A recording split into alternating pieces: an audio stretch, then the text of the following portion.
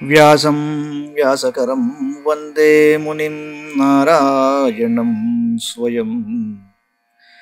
యతః ప్రాప్తకృపా లోకా లోకా ముక్తాః కలేర్గ్రహాత్.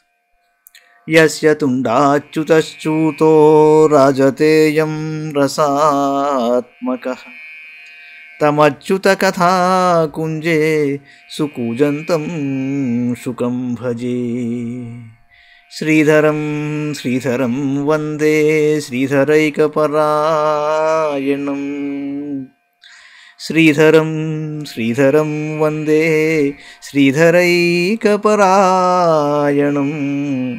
యస్యైవ శ్రీప్రసాదేన శ్రీధరేయం కృతిః కృతా.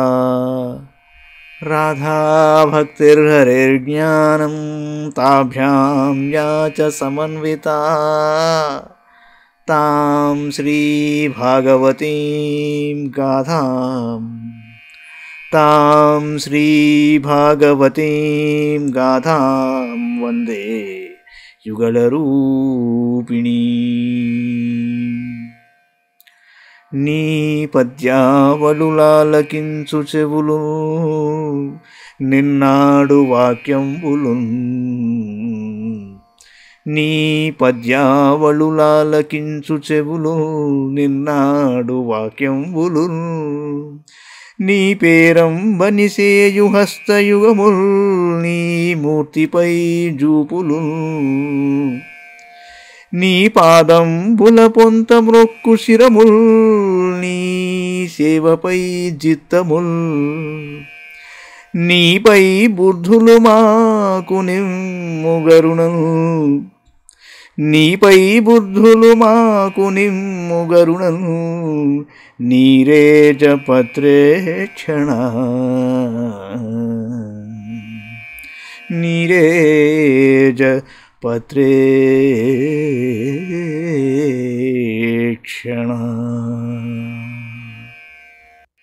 భాగవత మహాపురాణంలోని చతుర్థ స్కంధంలో మనం 10వ అధ్యాయంలో ఉన్నాం.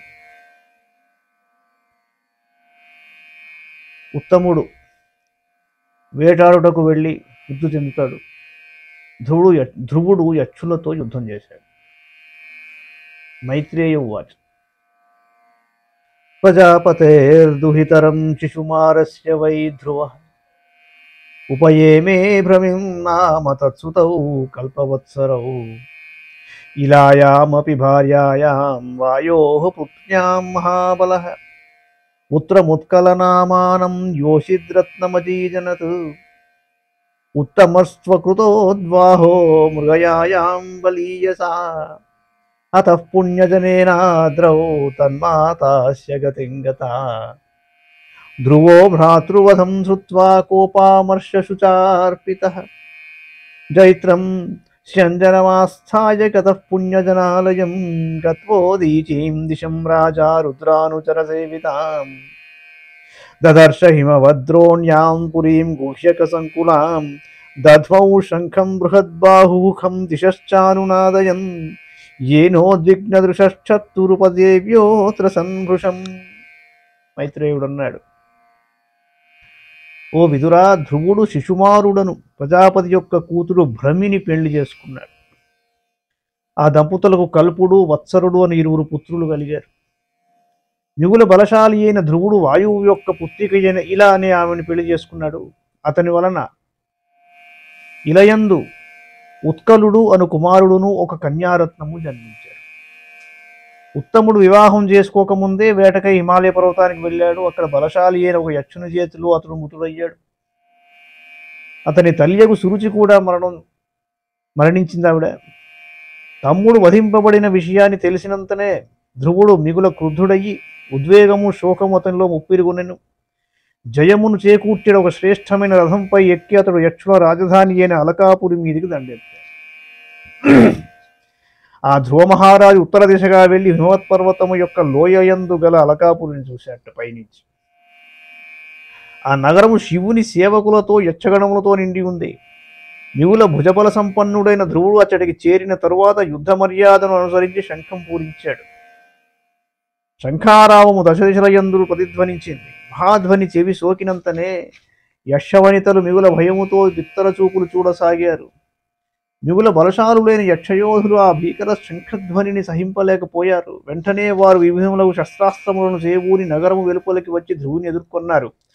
తతో నిష్క్రమ్య బలిన ఉపదేవ మహాభటాః అధంతస్తన్నినాదమభిపేతురుదాయుధాః సతానాపతతో వీర ఉగ్రధన్వా మహారథః ఏకైకం యుగపత్సర్వానహన్ బాణైస్త్రిభిస్త్రిభిః ఏ వైలలాటలగ్నైస్తైరిషుభిः సర్వ ఏవ హి మత్వా నిరస్తమాత్మానమాశంసన్ కర్మ తస్య తత్ తేపి చాముమమృష్యం తహ పాదస్పర్శమివోరగాః శరైరవిధ్యం యుగపద్విగుణం ప్రతికీర్షవః తతః పరిగనిస్త్రించైః ప్రాసశూలపరశ్వథైః శత్రుష్టిభిర్భృషుండీభిశ్చిత్రవాజైః శరైరపి అభ్యవర్షన్ ప్రకుపితా సరథం సహసారథిం ఇచ్చం తస్తత్ప్రతీకర్తుమయుతాని త్రయోదశ ఔత్తానపాదిశ్చ తదా శస్త్రవర్షేణ భూరిణా నౌపాదృశ్యతక్షన్న ఆసారేణ యథా గిరిః ఆహాకారస్తతైవాసీత్ సిద్ధానాం దివి పశ్యతాం హతోయం మానవः సూర్యో మగ్నః పుణ్యజనార్ణవే నరస్సుజాతు ధానేషు జయకాశిష్వధో ముధే ఉదతిష్ఠద్రథస్తస్య నీహారాదివ భాస్కరః. మహావీరుడైన ఓ విదురా, మహారథి అయిన ధ్రువుడు తన మీదకి విజృంభించి వచ్చి పడుతున్న శత్రువులను గమనించి తన ఉగ్రధనుస్సును ఎక్కుపెట్టాడు. ఒక్కొక్కనిపై 3 బాణాలు ప్రయోగించాడు. ఆ శత్రువీరులు అందరూ తమ పాలభాగముల యందు 3 బాణములు నాటుకుని ఉండుట చూచి ఇంకా తమకు అపజయము తప్పదని భావించారు. వెంటనే వాళ్ళు ధ్రువుణ్ణి ప్రశంసిస్తూ పారిపోవడం మొదలుపెట్టారు. ధ్రువుని ఎదుర్కొనుచున్న యక్షులు 1,30,000 మంది. వారందరూ ఆయనపై ప్రతీకారం తీర్చుకున్నటకై పరిఘలను, ఖడ్గములను, ఈటెలను, శూలమును ఇలాంటివన్నీ ఉపయోగించారు. అప్పుడు ధ్రువుడు జడివానచే ఆవృతమైన గిరివలే శత్రువుల బాణవర్షంచే కప్పబడి ఎవ్వరికీ కనపడకుండా ఉండిపోయాడు. ఒకసారి పైన సంచరిస్తున్న సిద్ధులందరూ ఆహా ఇదేమిటి ఇలా జరిగిపోయింది అయ్యో అనుకున్నారట. కానీ వెంటనే ఒక్కసారి పొగమంచును చీల్చుకొని వచ్చిన సూర్యుని వలె రథస్థుడై ఉన్న ధ్రువుడు హఠాత్తుగా బహిర్గతుడయ్యాడు. ధనుర్విస్ఫూర్జయం దివ్యం ద్విషతాం ఖేదముద్వహన్ అస్త్రౌఘం యథమద్బాణైర్ఘనానీకమివానిలః తస్య తే చాపనిర్ముక్తాః హిత్వా వర్మాణి రక్షసాం కాయానావివిశుస్తిగ్బాహ్గిరీనశనయో యథా భల్లైః సంఛిద్యమానానాం శిరోభిశ్చారుకుండలైః ఊర్భిర్హేమతాళాభైర్దోర్భిర్వలయవల్గుభిః హారకేయూరముకుటైరుష్ణీశైశ్చ మహాధనైః ఆశ్రుతాస్తారణభువో రేణుర్వీరమనోహరాః హతావశిష్టా ఇతరే రణాజిరాత్ రక్షోగణాః క్షత్రియవర్యసాయకైః ప్రాయో వివృక్నావయవా విదుద్రువుః మృగేంద్ర విక్రీడితయూధపా ఇవ. ధ్రువుడు అద్భుతంగా ధనుష్టంకారం చేస్తూ మరల యుద్ధం చేశాడు. ప్రచండమైన తన బాణవర్షముతో శత్రువుల శస్త్రాస్త్రములను మహావాయువు మేఘపంక్తులను వలె చిన్నాభిన్నమునర్చాడు. ఇంద్రుని వజ్రాయుధము మహాపర్వతములను వలె ధ్రువుని ధనుస్సు నుండి ప్రయోగింపబడిన వాడి బాణములు యక్షయోధుల కవచములను చీల్చుకొని వారి శరీరములో నాటుకున్నాయి. మహావీరుడైన ధ్రువుని యొక్క తీవ్రమైన బాణ పరంపర ధాటికి యక్షయోధుల అవయములన్నీ తునాతునకలై రణభూముల యందు అంతటను చిన్నాభిన్నంగా పడిపోయాయిట. అపశ్యమానస్య తతాతతాయినం మహామృధే కంచన మానవోత్తమః పురీం దిదృక్షన్నపి నావిషద్విషాం నమాయినాం వేద చికీర్షితం జనః ఇది భ్రువం చిత్రరథస్వసారథిం యత్తః పరేషాం ప్రతియోగశంకితః శుశ్రావ శబ్దం దరధేరివేరితం నభస్మతో దిక్షురజోన్వదృశ్యత ఛడేనాచ్ఛాదితం వ్యోమఘనానీకేన సర్వతః విస్ఫురత్తడితా దిక్షుత్రాసయత్స్తనయిత్నునా. బాగుంది కదా అని ఒకసారి అందరినీ చీల్చి చెండాడి ఒకసారి కిందకి చూసి అట్టి అల్కాపురిలోకి వెళదామా, ఎలా ఉంటుంది చూద్దామని. కానీ వీళ్ళంతా మాయగాళ్ళు, వీళ్ళ జోలికి వెళ్ళడం ఎందుకు అన్నట్ట సారథితో. వవృషూరుధిరౌఘా సృక్కూయ విన్మూత్రమేధస నిపేతుర్గగనాదస్య కబంధాన్యగ్రతో నఘ. ఇంతలో ఆకాశం నుండి రక్తము, చీము, మలమూత్రములు, క్రొవ్వు వర్షించడం మొదలైంది. ధ్రువుని ముందు భాగమును లెక్కలేనన్ని మొండెములు పచ్చి పడుతున్నాయిట. తదఖ్యే దృశ్యత గిరిర్నిపేతు సర్వతో దిశం గదా పరిఘనిస్త్రింశముసలాః సాష్మవర్షిణః అహయోషని నిశ్వాసాహవమంతోగ్నిం వృషాక్షిభిః అభ్యధావంగజామత్తాః సింహవ్యాఘ్రాశ్చ యూధశః సముద్ర ఊర్మిభిర్భీమః ప్లావయన్ సర్వతో భువం ఆససాద మహాఘ్రాదః కల్పాంతైవ భీషణః ఏవం విధాన్యనేకాని త్రాసనాన్యమనస్వినాం ససృజుస్తిగ్మగత ఆసుర్యా మాయయాసురాః ధ్రువే ప్రయుక్తామసురైస్తాం మాయామతి దుస్తరాం నిశమ్య తస్య మునయః శమాశసం సమాగతాః. మహాపర్వతం ఒకటి కనిపించింది. అది అన్ని దిశల నుండి గదలు, పరిఘలు, ఖడ్గములు, ముసలములు మొదలు వివిధ ఆయుధములతో పాటు శిలావర్షం కురిసిందిట. అనేక విషసర్పములు పిడుగుల వలె భీకరంగా బుసలు కొట్టుతూ క్రోధపూరితములకు నేత్రములుండి నిప్పురవ్వలను చిమ్ముతూ ధ్రువుని ముందుకు వచ్చేస్తున్నాయి. గుంపులు గుంపులుగా మదించిన ఏనుగులు, సింహములు, పెద్ద పులులు కూడా ఆయన వైపునకు పరిగెత్తుకుని వస్తున్నాయిట. ప్రళయకాలమునందు వలె సముద్రము భయంకరంగా ఎగిసిపడుతున్న తరంగాలతో భూతలమును అన్ని వైపుల నుండి ముంచివేయుచూ భీషణమైన ఘోషతో ధ్రువుని వైపు పురోగమిస్తున్నాయిట.